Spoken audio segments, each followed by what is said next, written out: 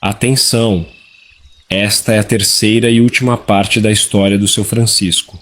Se você ainda não assistiu a primeira e muito menos a segunda parte, pare agora mesmo. Não continue assistindo este vídeo, pois você vai ficar sem entender nada, completamente perdido. Pois esta história continua exatamente de onde paramos na parte anterior. Mas não se preocupe, se você ainda não viu a primeira ou a segunda parte, clica aqui neste card acima, que aparece na sua tela. Ou pode encontrar logo abaixo no primeiro comentário fixado deste vídeo, assista lá e depois volte aqui para ver esta parte final.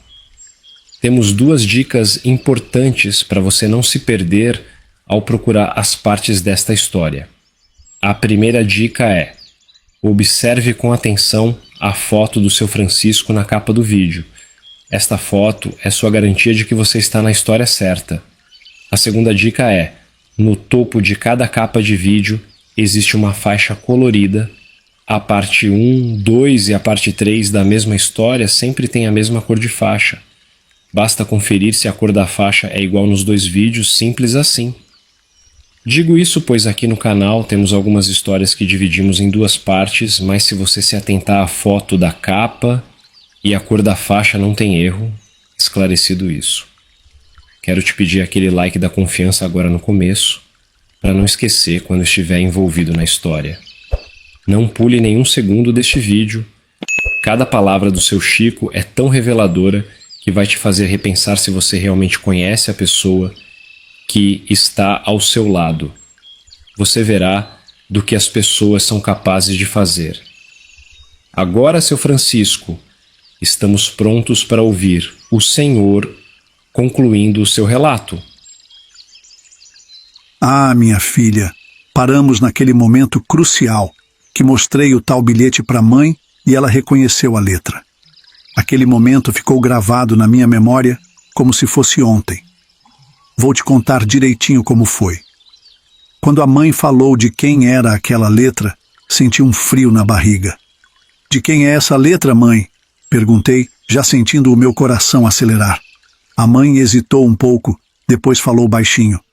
É do seu irmão Tonho, Chico. Ave Maria, quase caí para trás. O Tonho? Aquele que vivia indo na casa da paineira? Será que ele tinha visto a Elsa lá mesmo? E por que ele mesmo não veio me contar? A gente era próximo. Mãe, falei, sentindo a boca seca. A senhora acha que o Tonho está falando a verdade? Ela balançou a cabeça, parecendo triste. Seu irmão tem muitos defeitos, meu filho, mas mentir não é um deles. Se ele escreveu isso, deve ser verdade. Fiquei ali, parado, sem saber o que fazer. A mãe pegou na minha mão e falou: Chico, você precisa ter certeza antes de fazer qualquer coisa. Vai lá, vê com seus próprios olhos. Eu sabia que ela estava certa, mas só de pensar em ir naquele lugar, Ave Maria, me dava um nó no estômago. Mas eu precisava saber a verdade. Mesmo porque eu sabia que a Elsa era muito mentirosa, nem adiantaria perguntar para ela. Minha filha, depois de muito conversar com a mãe, decidi que precisava falar com o Tonho primeiro, confirmar aquela história olho no olho do meu irmão. Peguei o Fusca e fui até a casa dele, sentindo o coração pesado. Já era o começo da noite. Chegando lá, quem me atendeu foi a Teresa, esposa do Tonho. Ela era uma mulher simpática, dessas que sempre tem um sorriso no rosto, sabe? Mas percebi logo que ela ficou meio sem jeito quando me viu. Boa noite, cunhado. Ela falou parada no portão. O Tonho não está em casa agora. Ela não me convidou para entrar. Claro, né? Mulher sozinha em casa, naquela época não ficava bem receber visita, ainda mais de homem. Piorou o cunhado. Tudo bem, Teresa, falei. Sabe que horas ele volta? Ela deu de ombros. Ele anda trabalhando muito, sabe? Às vezes chega tarde. Fiquei ali conversando com ela no portão mesmo. Veja bem, o Tonho sempre foi um bom pai e um bom marido em muitos aspectos. Não bebia, não fumava, coisa rara naquela época. A maioria dos homens vivia no bar, sabe? Mas o Tonho não. O problema dele, o fraco mesmo, era a mulher. E olha que ele tinha uma família e tanto. 5 filhos, viu? 3 meninas e 2 rapazes, todos eles saudáveis e garbosos. O mais velho, o Joaquim, já estava com 19 anos. Um rapaz decente, trabalhador. Era açougueiro no mercadinho da cidade. Todo mundo respeitava ele. Já o caçula, o Milton, tinha 11 anos. Ainda era um molequinho. As meninas eram a alegria da casa. A Mariana, a do meio, era igualzinha à mãe, sempre cuidando dos irmãos. A Rosinha e a Suzana eram as mais novas. Umas pestinhas, mas boazinhas. O Tonho era doido pelos filhos, viu? Precisava ver como ele ficava todo cheio quando falava do Joaquim, do trabalho dele no açougue. E o Miltinho, o caçula? Ave Maria, aquele era o xodó do pai. Vivia ensinando as coisas pro moleque, querendo que ele fosse homem de verdade. Mas não daquele jeito que ele quis que eu fosse, sabe? Se é que você me entende. Uma coisa eu sei. Os filhos ele jamais levou pro puteiro, como fez comigo. No começo, eu achava que era para não acabar com a alegria dele, para não ter que parar de ir lá. Mas vai saber, né? A gente nunca conversou sobre isso. Tem coisa que irmão não fala com irmão, ainda mais naquela época. Cada um guardava seus segredos, e o Tonho... Bom, o Tonho tinha os dele. Mas mesmo com toda essa família bonita, o Tonho não se emendava. Era como se tivesse 2 vidas, sabe? Em casa, era o pai de família exemplar. Fora... Bom, aí a história era outra. Ave Maria, o homem não podia ver um rabo de saia que já ficava todo ouriçado. Mas para não dar na cara, ele vivia enfiado no puteiro. Lá era escondido, sabe? Como eu te disse antes, um homem sabia do outro, mas ninguém falava de ninguém. Era tipo um acordo silencioso. Nessa época do bilhete, o Tonho tinha se afastado lá de casa por uns tempos. Achei estranho, porque ele sempre foi de aparecer, de ajudar a mãe. Nem na creche ele estava indo mais. Perguntei para Teresa ali no portão mesmo, e ela me disse: "Ah, cunhado, ele está trabalhando muito. Mas assim que ele chegar, vou pedir para ele ir visitar a Dona Perpétua." E aí, ela me contou uma coisa que me deixou com a pulga atrás da orelha. "Sabe, Chico?" Ela falou toda animada. "O Tonho está ganhando bem pela primeira vez na vida. Ele saiu lá da oficina do seu Juvenal faz uns meses já. A gente até está pensando em comprar um carro." Fiquei matutando aquilo. O Tonho sempre foi quebrado, nunca teve dinheiro para nada. E agora, de repente, estava pensando em comprar carro. Tinha caroço nesse angu, viu? Voltei para casa com mais dúvidas do que certezas. Contei tudo para a mãe, e a gente combinou de esperar o Tonho aparecer. Ele ia ter que explicar essa história direito. Mas te confesso uma coisa, minha filha. Eu estava com medo, viu? Medo do que ia ver se fosse na casa da paineira. E se encontrasse a Elsa lá mesmo? Como é que eu ia olhar para as crianças depois disso? E tinha mais uma coisa me incomodando. E se alguém me visse lá? Os homens da família de alguma criança da creche, por exemplo? Já pensou se caísse no ouvido da Ivone? Eu podia perder tudo que tinha lutado tanto para conquistar. Passei uns dias nessa agonia, esperando o Tonho aparecer. A mãe ficava olhando para a rua toda hora, esperando ver o filho chegar. Mas nada do Tonho. Parecia que ele tinha sumido no mundo. Nesse meio tempo, eu sempre ia visitar a minha amada, a Ivone. A gente estava cada vez mais envolvido, sabe? Não aguentando mais esperar, a mãe resolveu ir até a casa do Tonho ver o que estava acontecendo. Quando voltou, não tinha descoberto muito além do que eu já sabia. A Teresa disse que o Tonho chegava tarde da noite, por isso não tinha tempo de ir na casa da mãe. Mas a gente sabia que tinha mais coisa por trás disso. Minha filha, agora vou te contar uma coisa que até hoje me dá arrepio só de lembrar. Juro pela vida dos meus filhos que tudo isso que vou contar aconteceu de verdade. Não sou nenhum velho biruta inventando história, não. É tão chocante que as pessoas talvez nem acreditem, mas é a pura verdade. Depois que a mãe voltou sem novidade, resolvi tomar coragem e ir eu mesmo na casa da paineira. Precisava ver com meus próprios olhos o que estava acontecendo. Cheguei lá tremendo que nem vara verde. O lugar estava cheio, a música alta. Criei coragem e perguntei para uma das moças pela Dália. Ela me olhou de um jeito estranho e me levou para uma sala nos fundos. Ave Maria, minha filha. O que eu vi ali? Nem nos meus piores pesadelos eu podia imaginar uma coisa daquelas. A sala estava cheia de gente pelada. Homens, mulheres, tudo misturado. No meio de tudo, lá estava a Elsa, deitada na cama, com as pernas escancaradas, dava para ver até o útero dela. Eu lembro que fiz até o sinal da cruz. Aquilo parecia o próprio inferno. Mas não era só isso. Do lado dela, pelado também, pronto pro ataque, estava o Tonho, meu próprio irmão. Valha-me Deus. Eles estavam fazendo aquilo, sabe? E tinha uma fila de homens esperando para ficar com a Elsa. Aquilo me perturbou de um jeito que eu mal podia contar. Eram muitos, talvez 5 ou 6 na fila, fora os que estavam ao redor dela. Mas o pior, o que quase me fez desmaiar ali mesmo, era que estava tudo sendo filmado. Tinha câmeras, luzes, parecia um set de filmagem de verdade. Eles recebiam comandos, ouvi eles chamando o Tonho de Antônio. Pediram para ele ir para trás na fila, que ele já tinha sido filmado fazendo aquilo. Então eles queriam que fosse o próximo. A Elsa só ficava esperando um comando.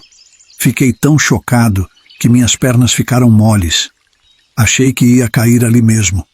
Mas alguma coisa dentro de mim gritou para eu correr. E foi o que eu fiz. Saí dali correndo que nem louco. Até esqueci que tinha carro, me embrenhei no mato e saí correndo tudo, sem olhar para trás. Minha filha, o que aconteceu depois parece coisa de história de assombração. Mas juro pela luz dos meus olhos que é verdade. Era noite de lua cheia e estávamos bem no meio da quaresma. O mato estava todo escuro, só iluminado por aquela lua enorme. De repente ouvi um barulho estranho, um uivo que gelou minha alma. Quando olhei para trás, vi uma coisa que nunca vou esquecer, 2 olhos vermelhos brilhando na escuridão. Ave Maria! Era um lobisomem. A criatura era enorme, metade homem, metade bicho. Tinha pelos por todo o corpo e umas presas que pareciam facas. Comecei a correr mais rápido do que jamais corri na vida. Meu coração batia tão forte que achei que ia explodir. O lobisomem vinha atrás de mim. Eu podia ouvir as patadas dele no chão. Corri, corri, corri, até ver as luzes da cidade. Quando cheguei em casa, quase derrubei a porta de tanto bater. A mãe abriu a porta, assustada. Mal pude falar, só apontei para o mato. Ela entendeu na hora. Puxou meu braço para dentro e começou a jogar sal na porta. Vai embora, coisa ruim! Ela gritava, jogando punhados de sal. Volta pro inferno de onde você veio. As crianças acordaram com a gritaria e vieram correndo. A Candinha conta essa história até hoje para os netos dela. O João abraçou os irmãos, tentando proteger eles. A mãe, depois de jogar sal, fechou a porta e começou a rezar. Rezou tanto que achei que ia desfiar o terço inteiro ali mesmo. Mãe, falei, ainda tremendo, era um lobisomem. Eu vi com meus próprios olhos. Ela fez o sinal da cruz. Jesus, Maria e José. Na quaresma ainda por cima. Isso é mau agouro, meu filho. A Candinha, entre soluços, perguntou. Vó, o que a gente faz agora? Mal a mãe abriu a boca para responder, ouvimos um barulho terrível. Parecia que algo estava tentando derrubar a porta. A madeira rangia e dava para ouvir uns arranhões fortes. É ele! Gritei, puxando as crianças para trás de mim. A mãe, com uma coragem que só Deus sabe de onde ela tirou, foi até a porta. Sai daqui, bicho feio! Ela gritou. Volta amanhã se quiser sal, mas agora some daqui. Os arranhões pararam por um instante. Achamos que tinha dado certo, mas aí ouvimos um uivo que gelou nosso sangue. As crianças começaram a chorar de medo. Reza, meu filho, a mãe falou, pegando o terço de novo. Reza que Deus nos protege. Passamos a noite toda em claro, rezando e tremendo. De vez em quando, a gente ouvia uns barulhos lá fora, como se alguma coisa grande estivesse andando pelo quintal. Quando o sol começou a nascer, os barulhos pararam. A mãe abriu uma fresta na janela e espiou. Meu Deus do céu, Ela falou baixinho. O galinheiro. Saímos para ver o estrago. Ave Maria, que cena! O galinheiro estava todo destruído, penas para todo lado. Das 18 galinhas que a gente tinha, só sobraram 3 coitadas, tremendo num canto, com pouca pena. Graças a Deus, o Xodó, o nosso cachorro, não tinha nenhum arranhão. Deve ter se escondido, o danado esperto. O que estava toda arranhada era a porta de entrada, das garras daquele ser. E agora, mãe? Perguntei, olhando aquela destruição. Ela suspirou fundo. Agora a gente espera, meu filho. Se ele voltar pedindo sal, a gente dá. É o jeito de quebrar a maldição. O dia inteiro foi um tormento. As crianças grudaram na gente que nem carrapato, tremendo de medo. Eu estava que nem formiga em cima de brasa, inquieto, sem saber o que fazer. Mesmo com todo mundo apavorado, eu tinha que dar um pulo na creche. Não podia deixar as coisas largadas lá. Pedi para minha irmã ficar de olho em tudo. Contei rapidinho o que tinha acontecido. Os olhos dela quase saltaram para fora quando ouviu. Nessa época ela estava grávida do seu segundo filho. Mas mesmo não querendo assustar ela, eu precisava avisar, era coisa séria. Nem bem tinha terminado de falar, a Conceição chegou esbaforida, branca que nem papel. Vocês não vão acreditar, ela falou, quase sem fôlego. O lobisomem apareceu lá no rancho do meu tio ontem à noite, fez um estrago danado. Ave Maria, foi como jogar gasolina na fogueira. Todo mundo começou a falar ao mesmo tempo, cada um mais assustado que o outro. Minha irmã estava de boca aberta, sem acreditar no que estava ouvindo. Ali mesmo, no meio daquela confusão toda, a gente combinou. Depois das 6 da tarde, ninguém botava o pé para fora de casa, nem que o mundo caísse. Pedi para as meninas avisar todos os pais na creche. Eu tinha que avisar a Ivone e a família dela, mas era mais longe. Foi aí que caiu a ficha. Meu Fusca estava lá na frente daquele puteiro maldito. Com toda aquela confusão do lobisomem, tinha me esquecido completamente daquela barbaridade que vi naquele inferninho. Nem contei nada para a mãe, e nem ia contar por enquanto. Algumas coisas é melhor deixar quieto, sabe? Saí andando rápido para a beira da estrada. Só então me dei conta de quanto eu tinha corrido na noite anterior. Era longe para Chuchu, mas naquela correria cheguei em casa num instante. Engraçado como o medo dá asas para os pés da gente, né? Pelo amor de Deus, minha filha, tanta coisa que vou me lembrando, que até esqueci de te perguntar. Você já ouviu ou viu um lobisomem? Essa história, ninguém me contou não. Aconteceu comigo mesmo. Me conte aí nos comentários o que você acha disso tudo. Já teve alguma experiência parecida? Ou conhece alguém que passou por algo assim? E o que você faria se estivesse no meu lugar? Tentaria descobrir quem era o lobisomem ou ficaria quietinho em casa rezando? Vou continuar te contando daquele dia. Peguei o Fusca e fui direto para a prefeitura. Quando cheguei lá, parecia que todo mundo já estava sabendo. Notícia em cidade pequena corre mais rápido que lobisomem, viu? O pessoal estava todo alvoroçado, cochichando pelos cantos. Vi a Ivone lá no fundo da sala, parecendo preocupada. Fui até ela e dei um abraço apertado. Nem precisei falar nada. Ela já entendeu tudo. Francisco, ela falou baixinho. É verdade essa história de lobisomem? Fiz que sim com a cabeça. Comecei a contar para ela o que me aconteceu. Pense que todo mundo se aproximou para saber. Eles mal acreditavam que eu mesmo tinha visto um. Ivone, preciso que você fique em casa até a quaresma passar. Não é seguro andar por aí de noite. Falei para ela e para o resto do pessoal. Ela concordou, mas dava para ver que estava triste. A gente sempre saía de noite. Era nosso tempinho juntos. Eu mesmo só estava ali naquela hora porque não fui trabalhar. O medo tinha virado a rotina de todo mundo de cabeça para baixo. O pessoal da prefeitura decidiu fazer uns avisos, colocar nas igrejas, nas vendas, em todo canto que desse. O povo precisava saber do perigo. Fui na casa do Zé, avisei ele e a família. Depois fui buscar a Ivone, iria levar ela para casa. Quando o sino da igreja da Matriz Bateu 5 horas, todo mundo começou a se agitar. Ninguém queria estar na rua quando desse 6 horas. Levei a Ivone para casa de carro. Me despedi com um beijo rápido e prometi que ia aparecer assim que desse. No caminho de volta, as ruas já estavam ficando vazias. Vi umas pessoas correndo para dentro de casa, trancando portas e janelas. O medo era geral. Cheguei em casa faltando 10 para as 6. As crianças estavam todas amontoadas na sala, os olhos arregalados de medo.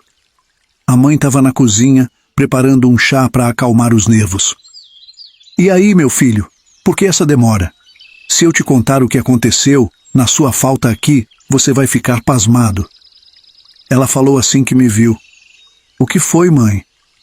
Perguntei, sentindo um frio na barriga. Minha filha, vou te contar uma coisa que pensava que nada mais poderia me surpreender. Mas estava completamente enganado. O que a mãe me contou me arrepiou inteiro. Inclusive agora que estou te contando, já me arrepia. A mãe começou contando. Lá pelo meio da tarde, a gente estava tudo nervoso em casa, esperando você voltar, Chico. De repente, ouvimos umas batidas na porta. Ave Maria, pensei que o coração ia sair pela boca, filho. A mãe disse que era o homem da venda de frutas. Nunca tinha aparecido lá em casa antes. Estava com uma cara estranha, olheiras fundas, parecendo que não dormia há dias. Dona Perpétua, ele falou, a voz rouca que nem lixa. Vim buscar o sal que a senhora mandou. A mãe, coitada, estava tremendo que nem vara verde, mas pegou um saquinho de sal e entregou para ele. Ele agradeceu e foi embora, mancando um pouco. Tinha algo estranho nele, sabe? Um olhar meio perdido, assustado. Depois que ele saiu, fomos no quintal. Ave Maria! O cachorro, o xodó, estava escondido, olhando e tremendo. Não ousou dar nenhum latido, judiação do bichinho. Os dias foram passando, e descobrimos que o homem da venda, seu Sebastião, esse era o nome dele.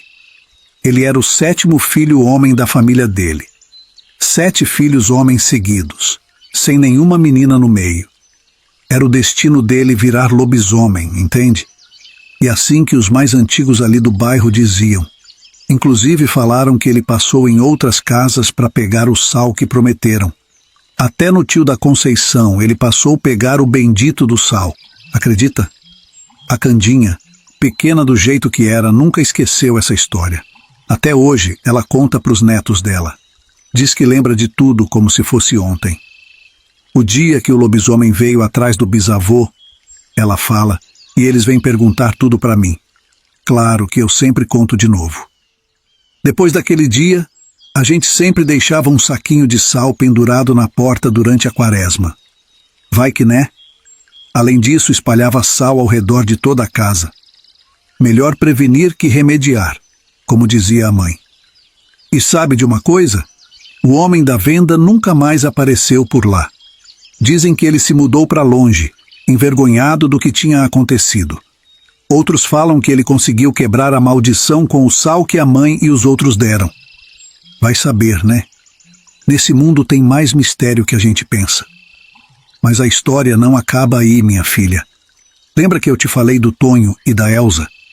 Pois é, as coisas ficaram ainda mais complicadas depois disso tudo. Depois daquela noite maluca com o lobisomem, passou uma semana mais ou menos. Logo a Elsa apareceu lá em casa, com presentes para todas as crianças. Ave Maria, senti um ódio tão grande dela. Mulher descarada. Não tinha brio naquela cara em pensar que eu escolhi ela para casar só por Deus mesmo. Não tive coragem de falar que tinha visto ela naquela situação, mesmo porque as crianças não desgrudavam dela. Mas perguntei onde ela estava trabalhando desde que se mudou para a cidade. Ela ficou vermelha que nem pimentão e começou a enrolar. Tô trabalhando numa loja no centro, vendo sapatos, Chico, fazendo uns bicos aqui e ali de faxina. Fingi que acreditava, mas por dentro estava fervendo. Era uma égua sem vergonha. Eu continuava indo na casa do Tonho e sempre ele não estava. A Teresa, coitada, Vivia dando desculpa. Ah, ele está trabalhando muito, cunhado. Chegou tarde ontem. Aquilo tudo estava me corroendo por dentro. Precisava contar para alguém. Não aguentava mais guardar aquele segredo sozinho. Foi aí que pensei no Zé. Fui atrás dele. Quando contei para ele, o Zé mal acreditava. Ficou me olhando com uma cara estranha, como se eu tivesse ficado biruta. Chico, ele falou balançando a cabeça. Será que essa história de lobisomem não mexeu com sua cabeça? Não, Zé, falei quase gritando. A história do lobisomem foi depois. O que eu vi no puteiro foi antes. Ele custou a acreditar. Mas aí, num fim de tarde, a gente estava sentado no quintal da casa dele quando vimos o Tonho passando. Todo pimpão num carro novo. E o Miltinho no banco da frente, feliz da vida com o pai. Sorrisão de orelha a orelha. A gente arregalou os olhos. O Zé assobiou alto, daquele jeito que só ele sabia fazer. O Tonho ouviu e parou o carro. Quando ele desceu, juro por Deus que tive que me segurar para não socar a cara dele. Só não fiz isso por causa do Miltinho. O menino não merecia ver uma cena daquelas, não tinha culpa do pai que tinha. O Miltinho veio todo alegre me mostrar o carro novo. Tio Chico, olha só, papai comprou hoje. É bonito, né? Entra, senta aqui, sente o conforto, tio. Por uns instantes, vendo a alegria do menino, até esqueci a raiva. O Miltinho todo orgulhoso mostrando o corcel marrom do pai, carro usado, mas bem conservado. Mas logo voltei para a realidade. Tá difícil te achar, Tonho, falei, tentando controlar a voz. A mãe quer que você vá ver ela, e eu preciso conversar com você. A Teresa disse que você mudou de trabalho. Onde é que você está trabalhando agora? O Tonho ficou sem graça. Começou a coçar a cabeça, sem me olhar nos olhos. É um trabalho novo, Chico. Tô ganhando bem melhor. Tô de vigia noturno, em uma fábrica aqui perto. É, tô vendo, falei, olhando para o carro novo. Deve ser um trabalho muito bom mesmo, né? O Zé estava do meu lado, quieto, mas eu podia sentir ele tenso como corda de violão. Miltinho! O Zé chamou. Vem cá ver os pintinhos que nasceram. O menino correu todo animado para o galinheiro com o Zé. Fiquei ali, cara a cara com o Tonho. Que você quer saber, Chico? Ele perguntou, já na defensiva.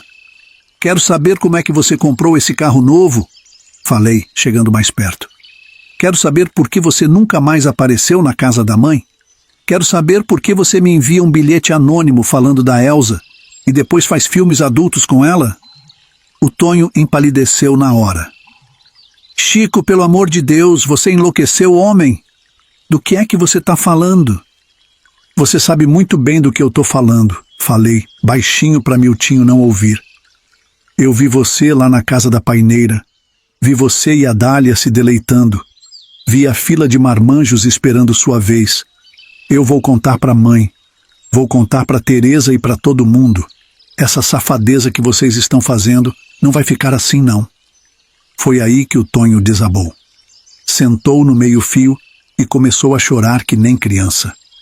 Chico, ele falou entre soluços, me ajuda. Eu não sei como sair dessa.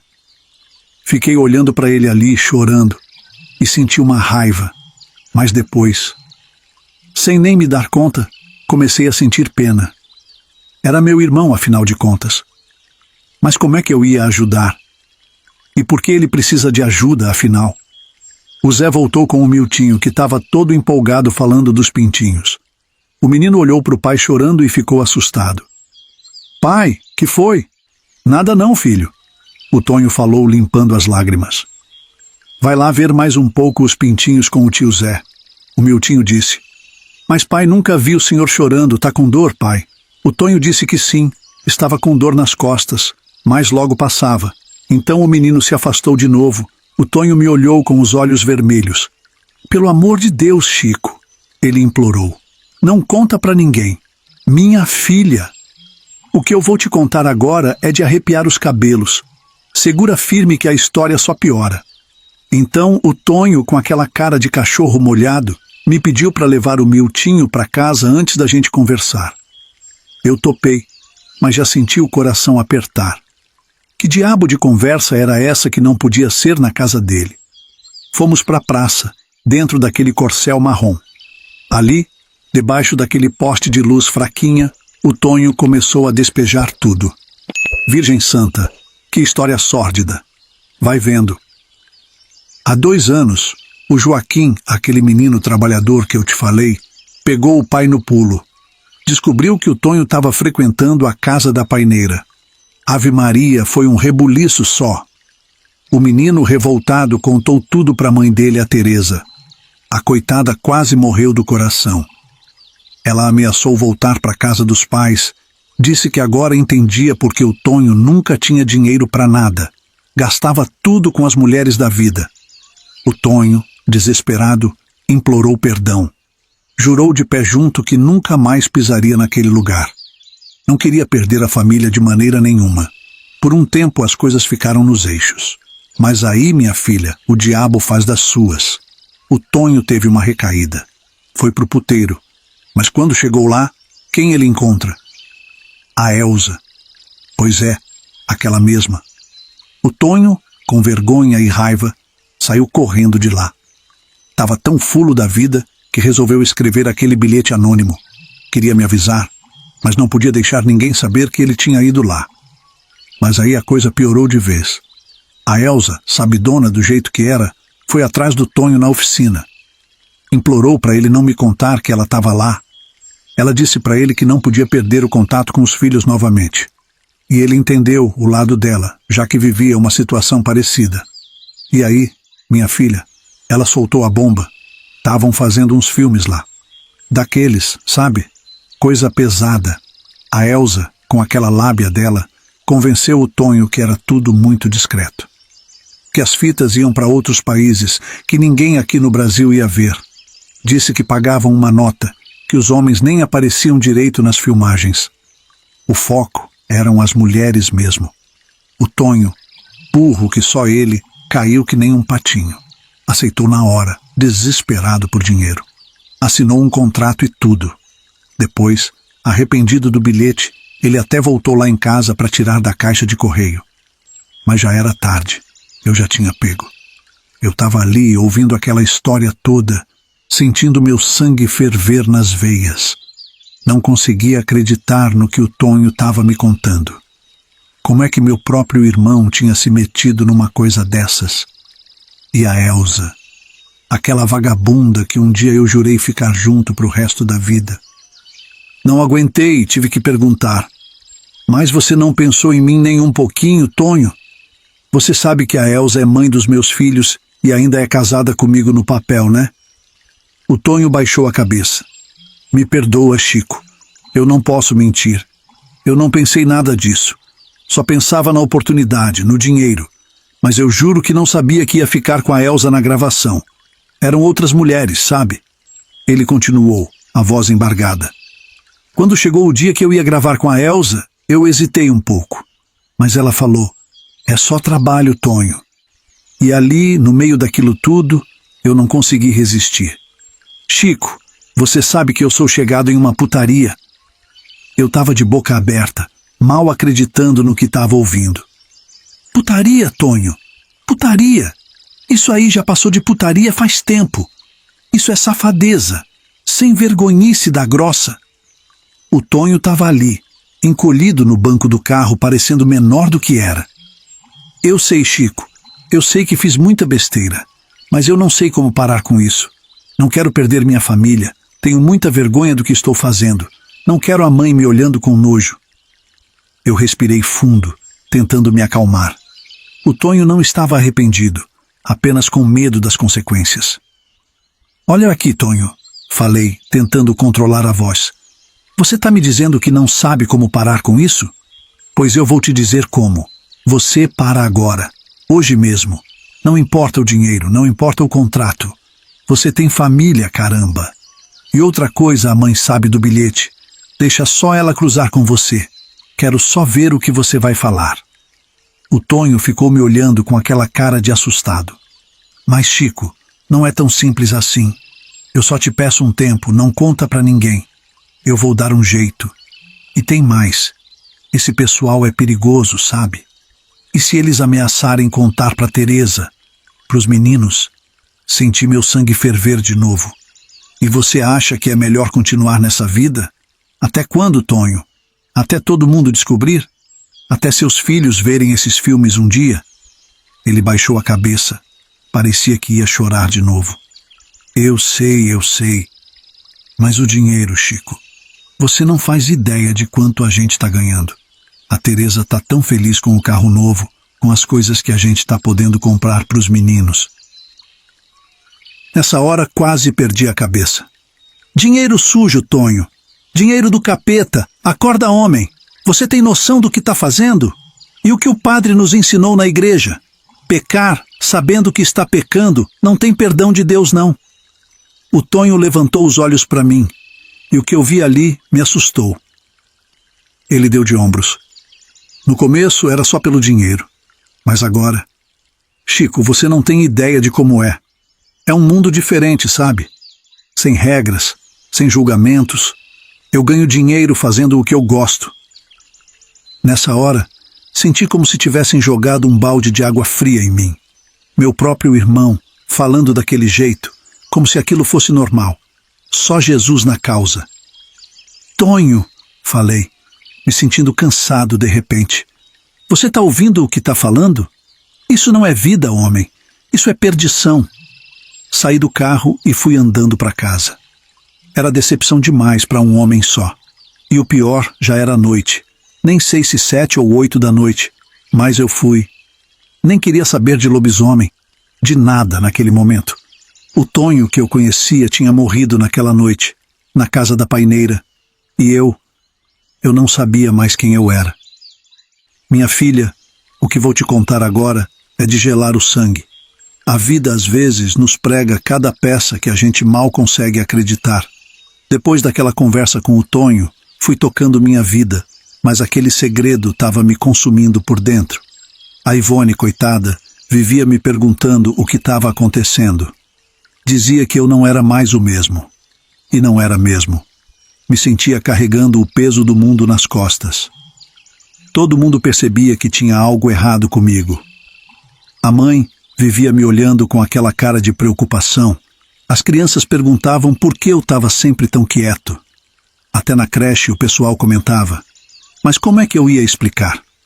Como é que eu ia contar para alguém o que tinha descoberto sobre o Tonho e a Elsa? Eu tentava disfarçar, dizia que era trauma do lobisomem. Passei quase 2 meses nessa agonia, me corroendo por dentro. Às vezes pensava em contar tudo, outras vezes achava melhor deixar quieto. Afinal, o Tonho era meu irmão, e a Elsa, bem, ela ainda era a mãe dos meus filhos.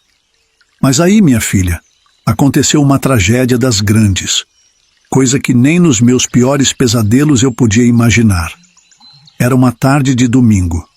Eu estava lá em casa, tentando me distrair com umas plantas no quintal, quando vi a Mariana, filha do Tonho, correndo feito uma louca na direção da casa da mãe. Ela estava branca que nem papel, os olhos arregalados de pavor. Vó! Ela gritou, quase derrubando a porta. O Joaquim matou o pai. Ave Maria! Senti como se o chão tivesse se aberto debaixo dos meus pés. Corri para a casa do Tonho, o coração batendo tão forte que achei que ia explodir. Quando cheguei lá, já tinha um monte de gente. Os vizinhos, curiosos, se amontoavam na porta. Entrei empurrando todo mundo, e o que vi, meu Deus do céu, nunca vou esquecer. O Tonho estava caído no chão da sala, uma poça de sangue se espalhando ao redor dele. Tinha levado um tiro de espingarda no peito. A mãe, quando chegou, caiu de joelhos do lado dele, abraçada ao corpo, gritando feito uma louca. Meu filho, meu Tonho, chama uma ambulância, chama uma ambulância. Corri para ela, tentando tirar ela de cima do corpo. Ela se agarrou em mim, soluçando, tremendo que nem vara verde. O Joaquim estava parado num canto da sala, os olhos vidrados, a espingarda ainda na mão. Parecia uma estátua, não chorava, não se mexia, estava em choque. Foi a Teresa quem começou a contar o que tinha acontecido, entre soluços e gritos. O Joaquim, ela falou, a voz entrecortada pelo choro. Ele foi até a empresa onde o Tonho dizia que trabalhava de vigia. Descobriu que o pai nunca tinha trabalhado lá. Ela fez uma pausa, como se estivesse reunindo forças para continuar. Aí ele seguiu o Tonho. Viu ele entrando naquela casa, a casa da paineira. Ele disse que viu o pai sendo filmado na safadeza. E a Elza estava junto, aquela demônia. Meu coração gelou. O segredo tinha vindo à tona da pior maneira possível. Quando o Tonho voltou para casa, a Teresa continuou, o Joaquim estava esperando. Eles discutiram, gritaram. O Tonho tentou explicar, mas... Ela não conseguiu terminar. Caiu no choro de novo. Foi o Milton, o caçula, que completou a história, a voz embargada. O Joaquim pegou a espingarda que ficava atrás da porta. Na raiva, atirou no pai.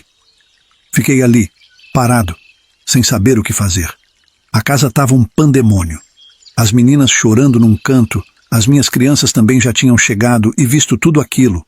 O Milton abraçado na mãe, o Joaquim ainda parado feito estátua. A polícia não demorou a chegar. Levaram o Joaquim que nem resistiu. Parecia que estava em outro mundo. A Teresa gritava, não levem meu menino, ele é inocente.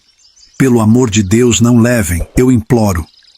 Enquanto os policiais faziam as perguntas, tentando entender o que tinha acontecido, eu só conseguia pensar, e se eu tivesse contado?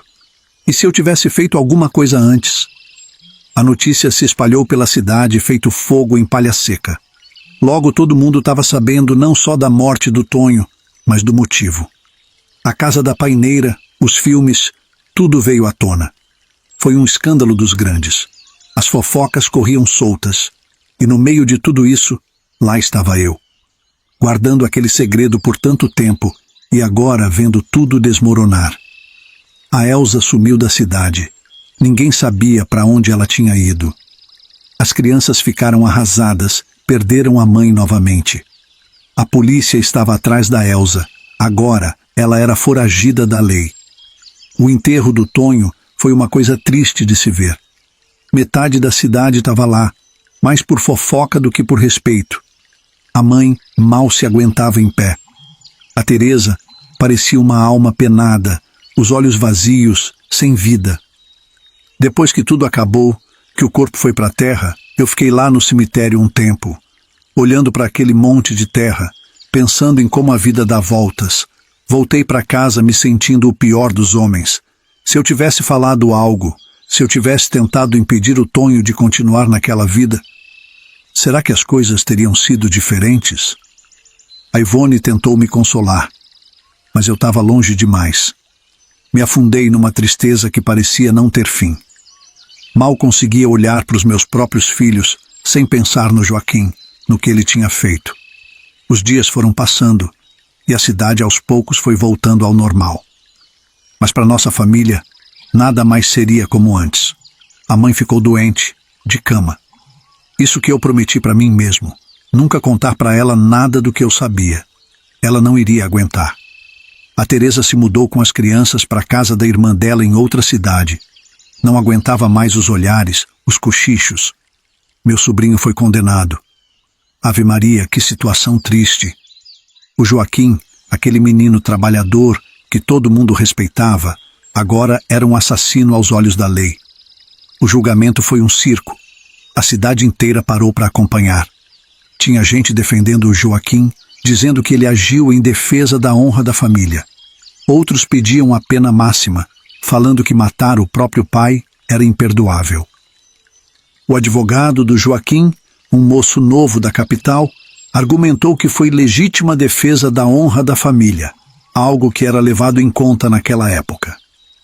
Também alegou que o menino agiu no calor do momento, sem intenção real de matar. O juiz levou em consideração que o Joaquim era réu primário, tinha boa conduta anterior e o contexto emocional do crime. No fim das contas, ele pegou 10 anos de cadeia. 10 anos. Um menino de 19 anos, condenado a passar tanto tempo longe da família. Fui visitar ele na cadeia umas semanas depois do julgamento. Ave Maria, Que cena triste. O Joaquim, que era um rapagão forte, estava magro, os ossos da saboneteira fundo que só, abatido, os olhos fundos, sem brilho nenhum. Tio Chico, ele me disse, a voz baixa. Eu me arrependo. Mas fiz o que tinha que fazer para proteger a mãe e os irmãos. Aquilo me cortou o coração. Como é que eu podia julgar ele? Se eu tivesse falado algo antes, quem sabe nada disso teria acontecido. A vida na cadeia não era fácil para o Joaquim, mas por ser um crime justificável aos olhos de muitos, ele não sofreu tanto nas mãos dos outros presos. A Teresa ia visitar ele todo mês, levava comida, roupas limpas. Às vezes, ela levava um dos irmãos com ela. Teve uma vez que consegui uma conversa mais comprida com ele. Foi aí que ele me contou o que realmente aconteceu naquele dia. Tio, ele falou, os olhos cheios d'água, eu não atirei de propósito. A gente estava discutindo. Eu peguei a espingarda só para assustar o pai. Mas ela disparou sem querer. Eu juro por Deus que não queria matar ele. Nessa hora, senti meu coração apertar. 10 anos de cadeia por causa de um acidente. Mas quem é que ia acreditar nisso? Na cabeça de todo mundo, o Joaquim tinha matado o pai para defender a honra da família. Minha filha, deixa eu te contar como as coisas foram se desenrolando depois de toda aquela tragédia na nossa família. O tempo foi passando, sabe? E a mãe, aquela santa mulher, depois de umas visitas ao Joaquim na cadeia, acabou perdoando o neto. Você precisava ver, era de cortar o coração. Ela saía de lá com os olhos inchados de tanto chorar, mas aos pouquinhos foi aceitando. E foi melhorando também, graças a Deus. As minhas crianças, coitadinhas, não entendiam direito o que tinha acontecido com a Elsa. Como é que eu ia explicar uma coisa dessas? Então a gente só disse que ela tinha ido embora. Foi difícil, viu? Mas criança tem esse dom de se adaptar rápido. Logo aceitaram. E a Ivone, minha filha? Aquela mulher foi um anjo que Deus colocou na minha vida. Depois de tudo que aconteceu, tomei coragem e pedi ela em casamento. Ave Maria, que felicidade! O advogado conseguiu acelerar o desquite com a Elsa, depois daquele escândalo todo. Eu e a Ivone éramos apaixonados demais. Parecia que eu tinha renascido. A gente vivia em lua de mel. Ela era tão boa, tão compreensiva com as crianças, tratava eles como se fossem dela. Nem um ano depois de casados, a Ivone ficou grávida. Misericórdia, que alegria! A gente comprou uma casa boa, lá perto do Zé. Ah, e a nova creche que eu era sócio com o Zé estava indo de vento em popa. Minha filha, deixa eu te contar uma coisa que aconteceu e pegou todo mundo de surpresa lá em casa. Num sábado de manhã, estávamos todos em casa, quando de repente a mãe chegou com uma visita. E não é que era o seu Geraldo? Aquele mesmo, o pai do Paulinho. Lembra dele? O Paulinho, o amante que a Elsa se engraçou e fugiu, deixando eu e as crianças para trás. Já te contei essa história antes, né? Pois bem, o que deixou todo mundo de queixo caído foi que o seu Geraldo não estava sozinho. Ele trouxe um menino com ele, devia ter uns 7 anos. E aí vem a bomba. Esse menino, o Fernando, era filho da Elsa com o Paulinho. Pois é, minha filha, o seu Geraldo nos contou que o Paulinho tinha morrido numa briga de bar. Parece que ele estava bebendo demais, como sempre, ele nos disse. Então começou a arrumar confusão. No meio da briga, alguém sacou uma arma e o Paulinho acabou levando um tiro.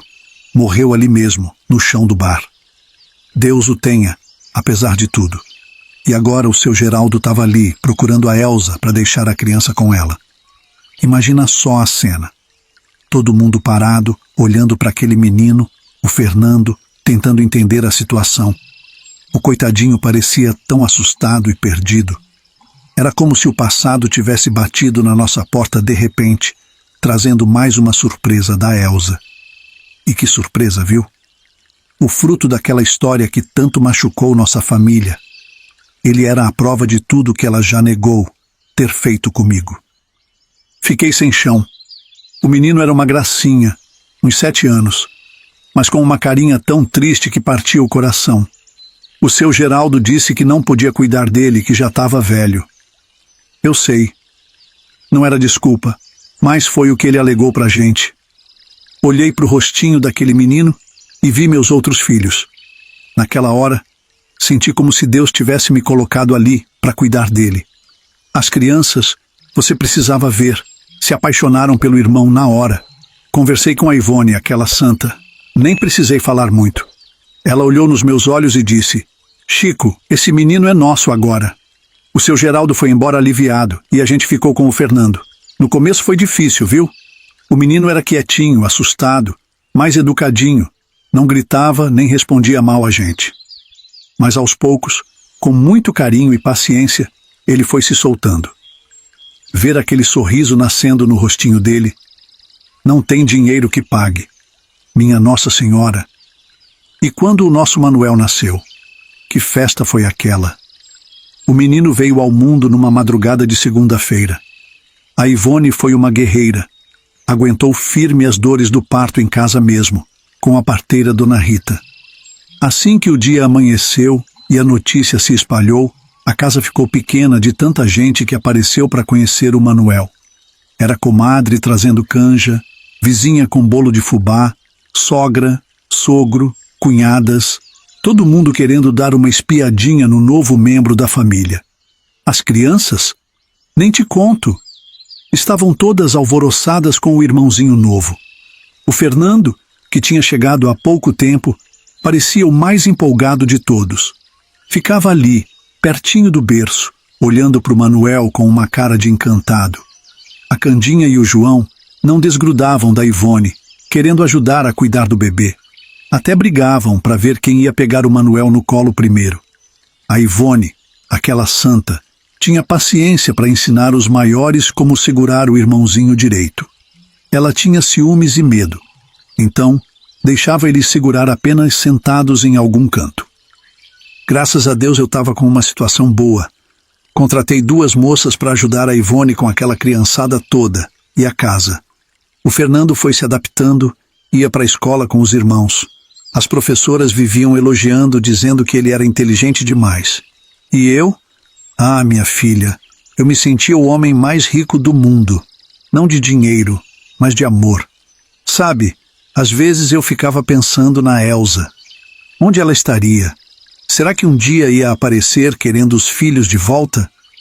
Mas aí eu olhava para Ivone cuidando de todos eles com tanto amor e pensava: não, esses meninos são nossos agora. A vida foi seguindo, sabe? Com altos e baixos, como sempre é. Mas a gente estava junto, unido. E isso que importa, né? O Joaquim, depois que saiu da cadeia, tentou recomeçar a vida. Ele foi morar ali com a mãe. Não foi fácil, viu? Muita gente ainda olhava torto para ele. Acabou indo embora para a casa da mãe dele. De vez em quando mandava notícia, dizia que estava trabalhando, que tinha até arrumado uma namorada. E sabe, eu carrego essa culpa comigo. Se eu tivesse falado algo, se eu tivesse impedido o Tonho de continuar naquela vida, quem sabe o Joaquim não teria passado por tudo isso? Quem sabe a nossa família ainda estaria inteira? A mãe, coitada, sofreu muito com tudo isso. Mas você precisava ver como ela ficava feliz quando a casa enchia de neto no domingo. Fazia aquele almoço caprichado, contava a história para os pequenos. Acho que foi isso que salvou ela, sabe? O amor dos netos. Minha filha, deixa eu te contar como a vida continuou depois do nascimento do Manuel. Parece que aquele menino abriu as portas para mais bênçãos chegarem. Não é que a Ivone e eu fomos agraciados com mais 6 filhos? Pois é, no total tivemos 7 juntos. Ave Maria, que fruto abençoado esse nosso amor. Com tanta criança, você já imagina, né? A casa ficou pequena num instante. Era menino para todo lado, barulho o dia inteiro. Mas era uma alegria só, viu? Claro que tinha hora que a gente ficava doido. Tinha que tomar partido na briga entre eles. Acabamos tendo que mudar para uma casa maior. Compramos um terreno mais afastado do centro. Construímos uma casa bem espaçosa. Tinha quintal grande, pomar. Até uma horta a Ivone fez. As crianças adoravam. tinham espaço para correr, brincar. O Fernando, que chegou tão tristinho, virou um moleque alegre, cheio de vida. Chamava a Ivone de mãe e eu de pai. O tempo foi passando, as crianças foram crescendo. Quando já estavam grandes, achamos que era hora de contar toda a verdade sobre a Elza. Ave Maria, foi um momento difícil. Sobre a casa da paineira, sobre a fuga com o Paulinho, sobre o abandono. Misericórdia, você precisava ver a cara deles. Ficaram chocados, sem acreditar. Mas sabe o que me surpreendeu? Nenhum deles quis saber da Elza depois disso. Disseram que a mãe deles era a Ivone. E ponto final. A Elza nunca mais deu as caras. O que eles também não gostaram muito de saber foi que talvez eu não fosse o pai biológico deles. Mas entendiam que pai é aquele que cria, e não o que gera. Os anos foram passando, os filhos foram crescendo, cada um seguindo o seu caminho. Uns se formaram, viraram doutor, advogado. Outros preferiram seguir ofícios mais simples, mas todos honestos, trabalhadores. O importante é que eram felizes, né? Nunca forcei eles a nada, mas sempre incentivei o trabalho honesto. E não é que eles começaram a formar suas próprias famílias? Ave Maria, quando vi, já estava cercado de netos. No total, fui abençoado com 24 netos. 24, minha filha. Era uma alegria só ver a casa cheia nos fins de semana, aquela criançada toda correndo, brincando. Mas Deus não parou por aí, não. Quis me dar a bênção de conhecer meus bisnetos também. 13, para ser exato. Cada um mais lindo que o outro.